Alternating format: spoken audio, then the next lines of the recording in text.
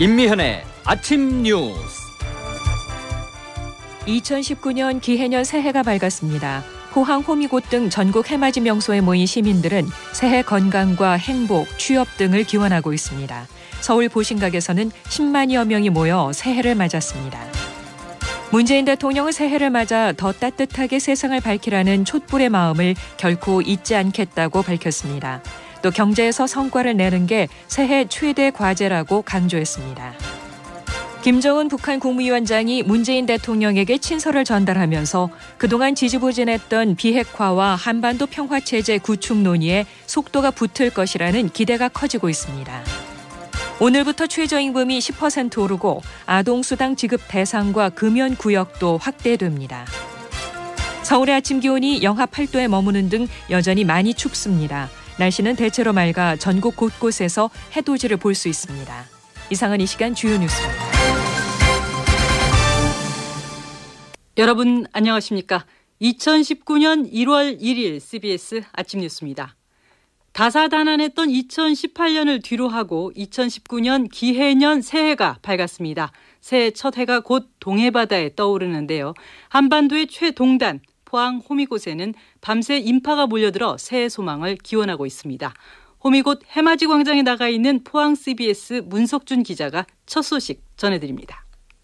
기해년 첫 해는 잠시 후인 7시 32분쯤 포항 호미곶 수평선 위로 떠오를 예정입니다.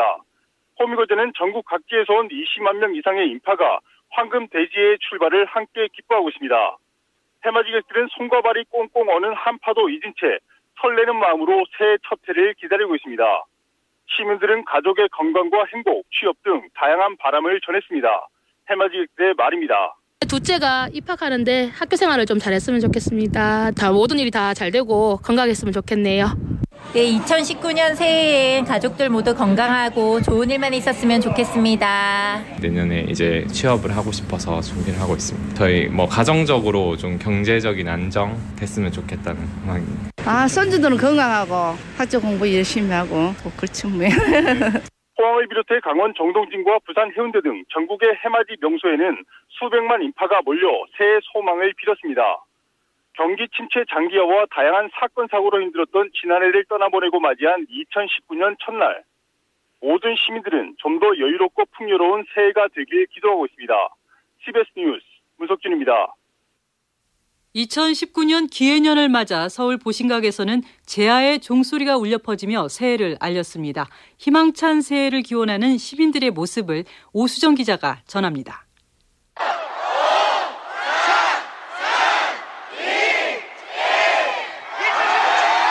서울 종로 보신각에서도 황금 돼지해를 알리는 제아의 종소리가 울려 퍼지며 2019년 기해년이 열렸습니다.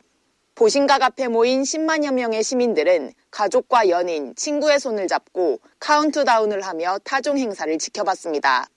2019년 새해 가장 큰 소원으로 시민들은 가족의 건강과 행복을 꼽습니다. 제 종소리 들으면서 가족의 건강을 빌기 위해서 가족 같이 다 나왔습니다. 2018년 한 해 지나가는데 우리 가족들 한 해 고생했고 내년도에도 건강하고 행복하게 우리 가족 화이팅 했으면 좋겠습니다. 진로와 취업, 좋아하는 연예인까지 다양한 새해 소망이 종소리에 담겼습니다. 학교 졸업하기 전에 국가고시 보는데 통과하게끔 하고 싶습니다. 피아노 잘 치고 가족이랑 건강하게 잘 살았으면 좋겠어요. 원하는 결과도 잘 나왔으면 좋겠고 유튜브도 보고 싶어요. 영하의 기온에도 새해를 맞이하는 시민들의 표정에는 희망과 설렘이 가득했습니다. 서울에서 올해 첫 해는 잠시 뒤인 7시 47분에 모습을 드러낼 예정입니다. CBS 뉴스 오수정입니다. 경기 침체로 지난해 산업 현장은 큰 어려움을 겪었는데요. 새해에는 극심한 불황을 딛고 희망과 도약을 꿈꿀 수 있을까요? 대한민국 제조업의 중심 울산 지역 노동자들을 울산 CBS 반원규 기자가 만나봤습니다. 울산에 본사를 둔 현대중공업은 지난해 최악이라고 표현할 정도로 극심한 불황을 겪었습니다. 해양 플랜트 수주 절벽에 지난해 8월에는 현대중공업 해양 공장이 가동한 지 35년 만에 처음으로 멈춰섰습니다. 여기서 일하던 노동자 2천여 명은 일감이 없어 유효인력이 됐으며 일부는 희망퇴직을 선택해 회사를 떠났습니다. 이 같은 상황에서도 희망을 얘기할 수 있는 것은 회사가 경쟁력을 갖고 있는 가스선 등 특수선 분야 수주 소식이 들려오고 있기 때문입니다. 현대중공업 32년차 오정철 씨입니다. 조금이라도 나은 기술이 있다 그러면 이것들을 이제 후배들에게 잘 전달해서 후배들이 또 충분히 성장할 수 있는 부분에 어떤 미끄럼이 될 수 있도록 도와주는 역할. 저 혼자만 잘 되는 것이 아니고 주변의 모든 분들이 같이 잘 되는 부분에서 역할을. 현대자동차도 힘든 한 해를 보냈습니다. 신형차 출시로 국내 시장에서 선전했지만 중국 시장 판매 감소와 미국의 관세 폭탄 위기 속에 4%대를 유지해오던 영업이익률은 2%대까지 떨어졌습니다. 위기 속에서 현대차는 세계에서 가장 뛰어난 기술을 보유하고 있다고 자부하는 수소연료 전지차 생산으로 새해 승부수를 띄우고 있습니다. 현대자동차 울산공장 30년차 박인환 씨입니다. 자동차 산업에 대해서도 개발을 많이 하고 있거든요. 투자도 많이 하고 회사에서 힘들고 어렵다 하더라도 더욱 힘을 내어서 밝은 모습으로 근무에 임하면 희망차게 임하면 2019년도도 좋은 해가 되지 않을까 생각합니다. 힘냅시다. 화이팅. CBS 뉴스 반웅규입니다. 문재인 대통령은 더 따뜻한 세상을 밝히라는 촛불의 마음을 결코 잊지 않겠다고 밝혔습니다. 문 대통령은 오늘 새벽 0시 SNS에 올린 글에서 기해년 새해 모든 가정이 평안하기를 바란다면서 이같이 전했습니다. 문 대통령은 또 집집마다 눈길을 걸어 찾아가 손을 꼭 잡고 인사드리고 싶은 마음이라며 미처 살피지 못한 일들을 돌아보며 한 분 한 분의 삶이 나아지도록 노력하겠다고 말했습니다. 이제 문재인 정부가 집권 3년 차에 돌입했습니다. 문 대통령은 경제 분야에서 국민이 체감하는 성과를 내는 게 새해 최대 과제라고 강조했습니다. 박성환 기자가 보도합니다. 문 대통령은 어제 여당 지도부와의 오찬 자리에서 경제가 무엇보다 중요하다고 밝혔습니다. 2018년 마지막 수석보좌관 회의를 주재한 자리에서도 경제의 활력을 높여 민생의 어려움을 개선해야 한다고 강조했습니다. 사람 중심 경제가 옳은 방향이고 국민들의 삶을 좋아지게 했다고 더 많은 국민들이 공감할 수 있도록 해야 합니다. 문 대통령이 이처럼 체감 경제 개선을 새해 과제로 강조하는 데에는 경제에 대한 부정적 여론이 국정 운영의 걸림돌로 작용하고 있다는 판단도 깔려 있는 것으로 보입니다. 지난해 각종 여론조사에서 문 대통령의 지지도는 70% 이상으로 치솟기도 했지만 최근엔 부정평가가 긍정평가를 앞지르는 이른바 데드크로스 현상까지 보이고 있습니다. 주요 원인으로는 경제에 대한 비판적 인식이 공통적으로 지목됩니다. 이에 따라 새해 경제정책의 초점도 기업 투자 활성화와 혁신성장 활로 개척 등 시장에 긍정적 신호를 주는 쪽으로 옮겨가고 있습니다. 여권에선 시장 분위기를 고려해 소득주도 성장이란 단어 사용도 자제하는 기류입니다. 한편 집권 중반기 국정 운영에 더욱 힘을 싣기 위해선 청와대 인적 쇄신이 필요하다는 지적도 여권 내부에서 제기됩니다. 임종석 대통령 비서실장도 교체 대상으로 거론되는 가운데 청와대는 참모진 인사는 대통령 고유 권한이라며 말을 아꼈습니다. CBS 뉴스 박성환입니다. 여야는 2018년 마지막 날인 어제 밤새 계속한 국회 운영위원회 전체회의에서 전직 특별감찰반원인 김태우 수사관이 폭로한 청와대의 민간인 사찰 의혹을 놓고 치열한 공방을 벌였습니다. 어제 오전 10시 시작한 운영위 회의는 자정을 넘겨 오늘 새벽 0시 46분에 끝났지만 보수야당의 결정적 한방은 없었다는 평가가 나왔습니다. 야당은 임종석 비서실장과 조국 민정수석 등을 상대로 민간인 사찰 의혹과 환경부 블랙리스트 작성 의혹 등을 캐물었고 여당인 민주당은 김 수사관의 개인 일탈을 자유한국당이 정쟁으로 악용한다고 맞받았습니다. 김정은 북한 국무위원장이 문재인 대통령에게 친서를 전달하면서 지지부진했던 비핵화와 한반도 평화체제 구축 논의에 속도가 붙을 것이라는 기대감이 커지고 있습니다. 오늘 발표될 김 위원장의 신년사에 비핵화 의지가 어떻게 담길지 주목됩니다. 박초롱 기자가 보도합니다. 김정은 위원장이 지난달 30일 문재인 대통령 앞으로 친서를 보내면서 북미 정상회담 이후 6개월 가까이 교착 국면이던 남북, 북미 관계에 다시 불씨가 붙을 것으로 보입니다. 친서에는 북미 정상회담과 남북 정상회담에 대한 기대, 비핵화에 대해 계속 협의해 나간다는 부분, 또 향후 서울 답방에 대한 의지가 담겼는데 이 내용이 오늘 나올 북한 신년사의 골간을 이룰 가능성이 높아 보입니다.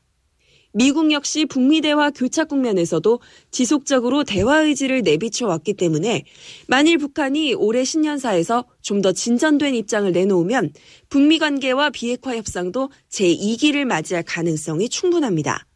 김 위원장의 서울 답방이 이루어지면 남북 간 조성된 화해 평화 분위기도 무르익을 수 있습니다. 또 지난해 말 있었던 남북 철도 도로 착공식과 국제기구를 통한 $800만 대북 인도 지원, 적십자 회담 등 올해의 숙제로 남은 남북 간 교류 협력 관련 추가 사업들도 남아있어 남북 소통은 활발하게 이루어질 것으로 보입니다.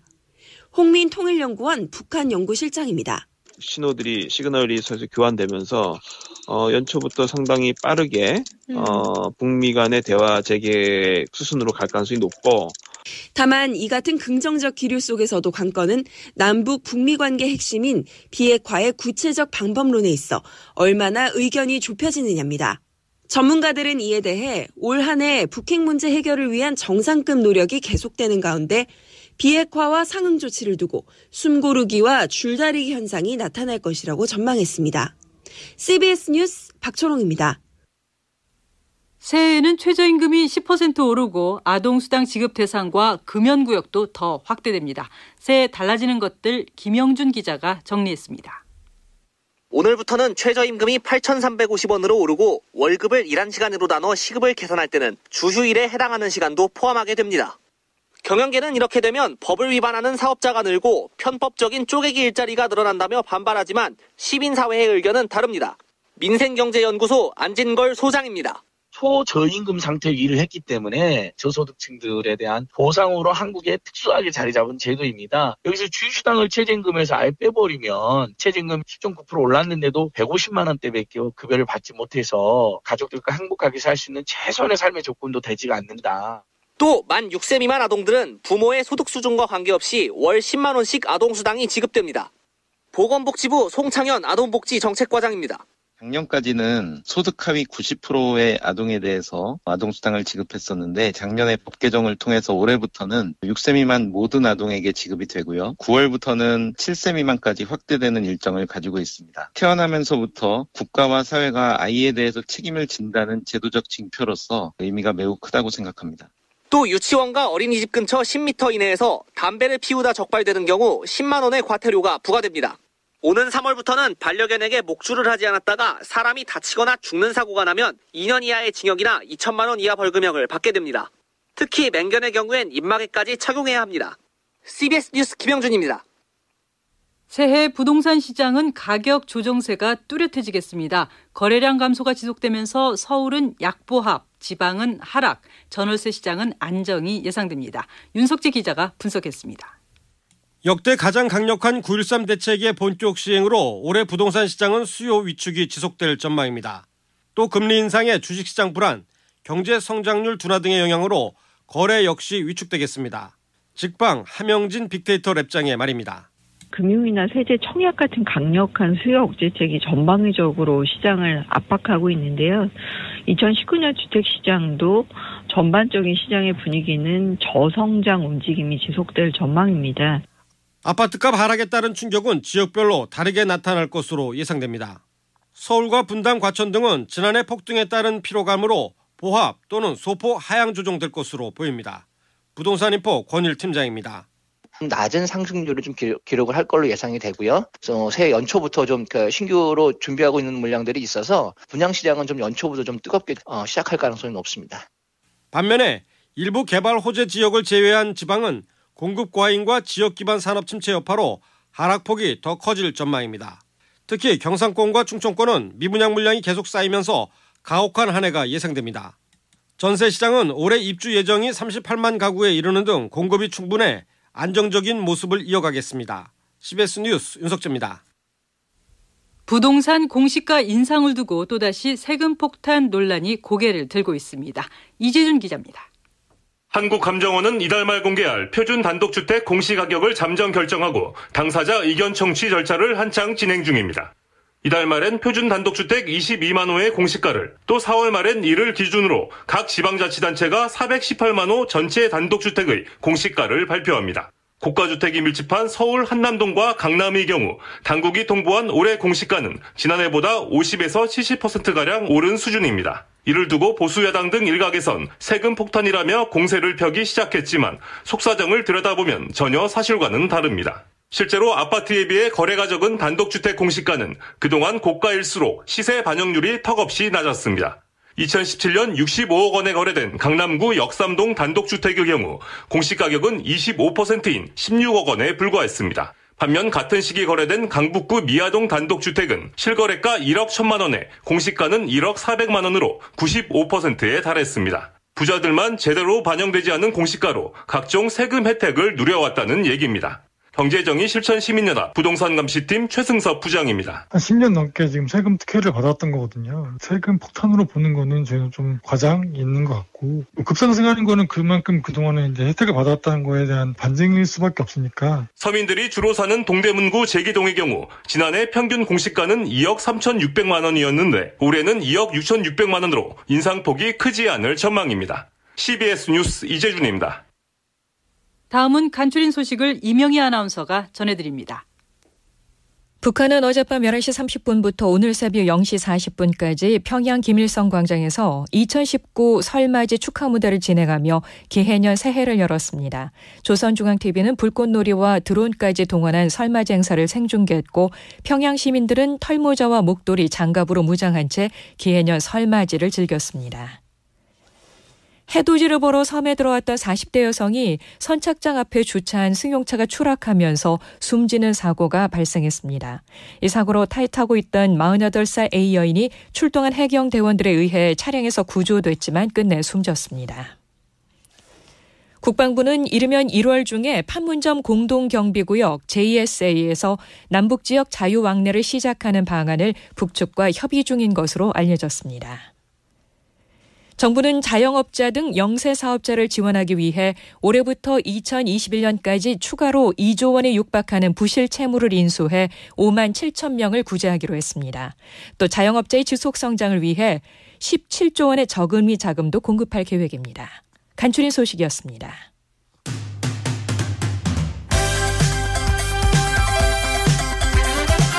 오늘의 뉴스픽.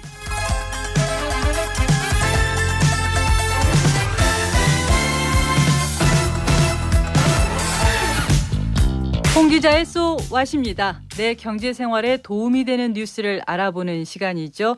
홍영선 기자 나와 있습니다. 어서 오세요. 네, 안녕하세요. 네, 새해 첫날입니다. 네. 오늘 어떤 주제 가져왔나요? 네, 오늘 새해를 맞이해서 새롭게 바뀌는 최저임금에 대해서 알아보려고 합니다. 최저임금. 네, 올해 최저임금이 시간당 8,350원이 됐는데요. 지난해보다 10.9%, 800원 가량이 올랐는데 이 최저임금이 정말 가파르게 오른 건지, 그리고 요즘 말이 많은 주유수당은 뭔지, 왜 주는 건지 다각도로 한번 짚어보겠습니다. 네. 그런데 최저임금 너무 급격하게 오른 거 아니냐 이런 얘기들이 꽤 나왔었죠. 실제 네. 그런가요? 네, 올해보다는 이제 지난해 최저임금 인상률이 상당히 높았습니다. 네. 16.4%였는데요. 2007년 12.3%가 오른 이후 11년 만에 두 자릿수 인상률을 기록했고요.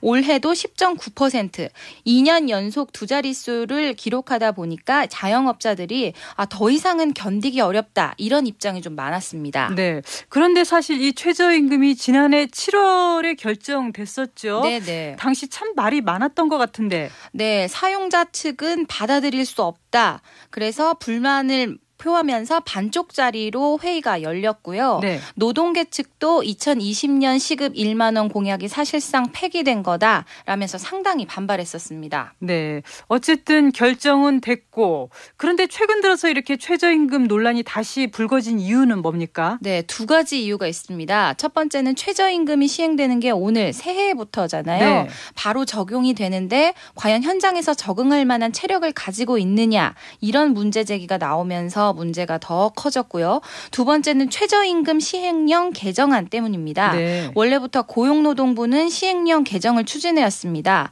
이 개정의 핵심이 바로 요즘 말 많은 주휴수당을 최저임금 계산에 포함하겠다는 건데요.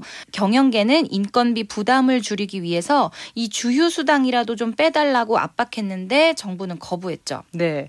주휴수당 좀 쉽게 설명해 주시겠어요? 네, 일을 하면 우리가 돈을 받는 거는 좀 당연하잖아요. 당연하죠. 네, 근데 일을 하지 않아도 돈을 받는 날이 있습니다. 이걸 주휴일이라고 하는데요. 근로기준법에 따라서 하루 6시간씩 규정된 근무일수를 5일 채운 사람은 무조건 하루치 해당하는 돈을 일하지 않아도 받을 수 있습니다. 네, 사실 일반인들은 잘 모르는 그런 생소한 용어입니다. 네, 직장인들은 모를 수밖에 없는 게 이 주휴수당은 보통 기본급에 포함되어 있습니다. 그런데 아르바이트생들의 경우는 좀 다릅니다. 기본급 자체가 없으니까 사장님들이 직접 계산해서 줘야 하는데요. 정규직이 아닌 이상 근무 시간도 들쭉날쭉하고 복잡하잖아요. 네. 또 주휴수당을 주지 않았을 때 받는 처벌도 약하다 보니까 주휴수당을 안 주는 곳도 부지기수였던 겁니다. 지금 안 그래도 최저임금 산정 기준에 주휴 시간을 포함하게 되면 영세 자영업자들은 범법자로 내몰리는 것 아니냐 이런 우려가 나오고 있습니다. 네, 경영계 쪽에서는 상당히 지금 그 부분을 우려하고 있는데요. 또 반면에 노동계 쪽에서는 이런 우려 자체가 조금 어이없다는 입장입니다. 왜냐하면 이번에 이 주휴 시간과 주휴 수당이라는 개념이 새롭게 나온 게 아니라 네. 원래 근로기준법이 만들어진 53년도부터 보장된 제도이기 때문이죠. 정부도 좀 황당해하고 있습니다. 노동부는 이미 수십 년 동안 주휴 시간을 최저임금 계산에 행정 해석으로 활용했기 때문인데요. 노동부 입장에선 고용주에게 새로운 인건비 부담을 부담한 게 아니라 오히려 그동안 대부분 영세사업장이 불법을 저지른 걸 바로 잡아서 명문화하려고 한 건데 왜 이렇게 난리냐는 겁니다. 네. 그렇다면 정말 왜 이렇게 난리인 거죠? 네. 그건 어떻게 보면 최저임금의 가파른 인상에 따른 후폭풍이라고 볼 수 있습니다. 네. 제도 면에서는 사실상 지금과 달라지는 것은 없는데 마치 기업들의 부담이 갑자기 커지는 것처럼 아우성치고 있는 건데요. 그 자체가 바로 가파른 최저임금 인상에 따른 부담을 다른 쪽, 그러니까 주휴수당에서라도 줄여보겠다는 계산이 깔려있는 셈이죠. 주휴수당 이 자체보다도 과연 이 법으로 정한 최저임금을 자영업자들이 줄 수 있느냐 이 문제가 본질적인 거 아닐까요? 여기로 규결돼야 되지 않을까 싶은데요. 사실 최저임금 인상과 이 10,000원 공약은 지난 대선 모든 후보들이 내건 정치적 구호나 다름없었습니다. 네. 최저임금이 인상되면 자영업자들은 버틸 수 있는지, 일자리 감소로 이어지는 건 아닌지 이런 중요한 질문들은 후순위로 밀리기만 했죠. 성태윤 연세대 경제학과 교수입니다. 최저임금이 시장 상황보다 훨씬 높은 수준에서 오르면서 영세 자영업자와 중소기업들이 상당한 타격을 입는 상황이어서 실질적인 최저임금의 부담을 줄여주자는 논의와 같이 맞물려 있기 때문에 그러면 최저임금 인상, so what? 물어보지 않을 수 없겠습니다. 네, 이 최저임금 인상 문제는 노동자들에게는 월급 문제고 고용주들에게는 인건비 문제입니다. 그러다 보니 양측의 이해관계가 아주 첨예하게 대립하고 있는데요. 거기다 인건비 상승은 물가 상승과 일자리 감소 문제까지 연결돼 있다 보니 전체 나라 경제 얘기까지 나오는 거고 또 그러다 보니까 전 국민이 최저임금 인상 논의에 열을 올리고 있는 것 같습니다. 네, 최저임금의 가파른 인상을 우리 사회가 과연 감당할 수 있는지, 그렇지 않다는 아우성이 계속 나온다면 또 이들을 어떻게 설득하고 어떤 방식으로 문제를 풀어야 할지 곰곰이 생각해야 될 때인 것 같습니다. 네, 벌써부터 주휴수당을 안 줘도 되는 쪼개기 아르바이트를 쓴다는 이야기들이 나오고 있는데 자영업자들을 탓하지만 말고 왜 그럴 수밖에 없는지 좀 살펴보고 종합적인 대책을 마련했으면 좋겠습니다. 네, 여기까지 듣겠습니다. 지금까지 홍영선 기자였습니다. 날씨 알아봅니다. 기상청 이수경 리포터입니다. 네, 새해 첫날인 오늘 어제보다 기온이 높지만 여전히 날씨가 춥습니다. 해돋이 행사 등 야외 활동을 계획하셨다면 옷차림 따뜻하게 하셔야겠는데요. 여전히 중부와 경북 지역을 중심으로 한파특보가 이어지는 가운데 아침에는 강추위가 계속되고 있습니다. 현재 철원은 영하 16도까지 떨어졌고 서울과 인천도 영하 7, 8도 선을 오르내리고 있는데요. 낮 최고 기온은 어제와 비슷해서 일부 지역은 영하권에 머무는 곳이 있겠습니다. 서울과 춘천의 낮 기온 영하 1도, 대전과 전주 영상 1도, 대구 3도, 강릉은 5도가 예상되고 있는데요. 오늘 전국적으로 대체로 맑은 날씨를 보이겠지만 낮 동안 호남 서해안과 제주도 산간에는 눈이 오는 곳이 있겠습니다. 이 밖에 충청도와 호남 내륙, 제주도에서도 산발적으로 눈이 날리거나 빗방울이 떨어지는 곳이 있겠는데요. 이번 주는 주 중반까지 아침에는 평년보다 추운 날씨가 이어지겠고 오늘 밤과 내일 아침 사이에 해안 지방은 바람이 강하게 불 것으로